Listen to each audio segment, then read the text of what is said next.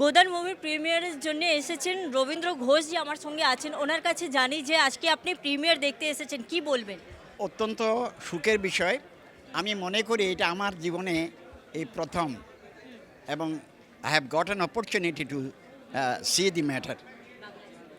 আমি মনে করি যে যেখানে আসলাম সেখানে আমার যে উপস্থিতি আমাকে আরও আন্দোলিত করবে, বিশেষ করে বাংলাদেশে হিন্দুদের জন্য কাজ করার জন্য, এবং বিশেষ করে যারা এখন নির্যাতিত নিপীড়িত তাদের প্রাণ সঞ্চার হবে যে আমি যে আপনাদের সঙ্গে দেখা করতে এসেছি, এবং সেটা ওরা জানতে পারবে এবং তারা বুঝবে যে আসলে আমাদের পিছনে লোক আছে, আমাদেরকে সাহায্য করার মতো লোক আছে।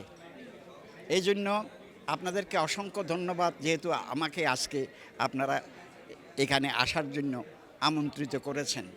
রবীন্দ্রদা, আপনি বাংলাদেশ থেকে, আর বাংলাদেশে অনেক রকম আপনি দেখেছেন ওখানে কীরকম ওখানে অল্প যারা সংখ্যালঘু আছেন, হিন্দুরা আছেন, তাদের উপরে অত্যাচার হচ্ছে। তারপর আপনি ভারতে আছেন অনেক দিন থেকেই।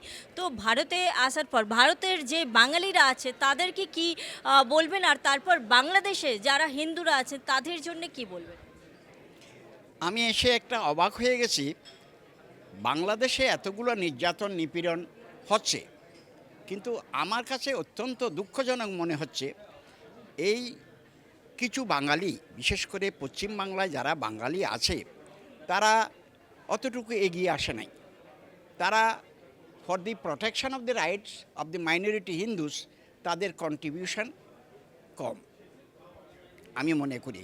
কিন্তু আমরা যারা বাংলাদেশে থেকে ফাইট করছি তাদেরকে সহযোগিতা করার জন্য আমাকে বিভিন্নভাবে নিমন্ত্রিত করা হয়। আমি ইউরোপ, আমেরিকা, সুইডেন, নরওয়ে, বিভিন্ন ওয়ার্ল্ডের বিভিন্ন জায়গায় গিয়েছি। জাতিসংঘেও আমি বক্তৃতা রেখেছি এই ব্যাপারে, এবং তারা অ্যাট্রসিটিজ অন মাইনরিটির উপরে যে অত্যাচার নিপীড়নগুলো কন্টিনিউয়াসলি হয়ে যাচ্ছে সেগুলো তারা আমাদের কাছ থেকে নিয়ে ওরা প্রকাশ করছে। এটা একটা আনন্দকর এবং সুখকর বিষয়। আপনি এই মুভিটাকে নিয়ে কি সবাইকে বলবেন, পশ্চিমবাংলার লোকজনকে আর তারপর বাংলাদেশের লোকজনকে? আমি সত্যিকার অর্থে আনন্দিত হব এগুলো বলতে পেরে। আমি তো এখনও দেখি নাই, হয়তো দেখব, এবং আশা করি দেখেই আমি উদ্বুদ্ধ হব।